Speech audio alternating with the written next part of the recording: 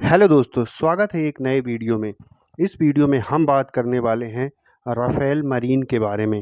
भारत और फ्रांस के रिलेशन पिछले दशक से हो या पहले भी हों काफ़ी अच्छे रहे हैं और आज भी काफ़ी अच्छे हैं। इसीलिए भारत पहले 36 राफेल खरीदा था। अब भारत ने 26 राफेल मरीन की भी डील कर ली है। लेकिन फ्रेंच कंपनी जो डसाल्ट एविएशन है, उन्होंने अब बात अटक गई है कहीं ना कहीं।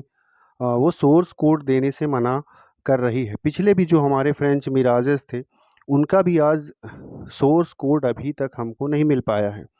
तो भारत ये डील अब कहीं ना कहीं रद्द करने के बारे में भी सोच रहा है, क्योंकि अगर हमको सोर्स कोड नहीं उपलब्ध होते हैं तो हमारे मरीन्स के हमारी नेवी के लिए कहीं ना कहीं थोड़ी समस्या वाली बात हो जाती है। क्योंकि मरीन जो कि नेवी का सोर्स किसी भी फाइटर जेट का जो सोर्स कोड होता है, वो कहीं ना कहीं उस जो फाइटर जेट होता है उसकी जान होता है। हालांकि राफेल जो मरीन वर्जन है वो काफ़ी स्ट्रॉन्ग है। सोर्स कोड हथियार प्रणाली जो सॉफ्टवेयर होता है जिसके ज़रिए पूरा काम करता है हथियार। तो मेन प्रॉब्लम ये होती है कि अगर सोर्स कोड फ्रांस नहीं दे रहा है तो हमारे जो इंडिजिनस हैं, जैसे ब्रह्मोस है और अन्य मिसाइलें हैं जो जिनको भारत राफेल जेट में लगाना चाहता है, तो उसमें प्रॉब्लम आती है, उसके इंटीग्रेशन में प्रॉब्लम आती है।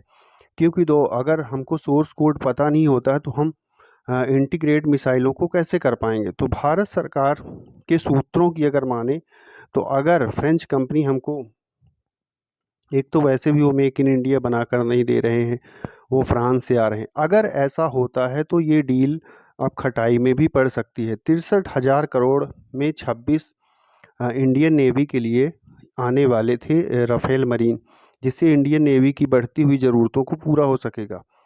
तो भारत अगर इस डील को कैंसिल करता है तो भारत किसी अन्य एयरक्राफ्ट जो मरीन्स के जो नेवी के लिए होंगे उस पर ध्यान दे सकता है। फिलहाल अभी सूत्रों से ही खबर आई है कि ये डील कैंसिल भी हो सकती है। भारत वैसे भी SU-57 जो 5th जनरेशन रशिया का एयरक्राफ्ट है उस वो लेने की सोच रहा है, क्योंकि अब फ्यूचर की ज़रूरतों में 5th और 6th जनरेशन एयरक्राफ्ट की होगी और ये 4.5 जनरेशन के एयरक्राफ्ट हैं।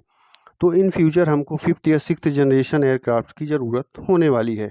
तो भारत अपना MCA भी डेवलप कर रहा है।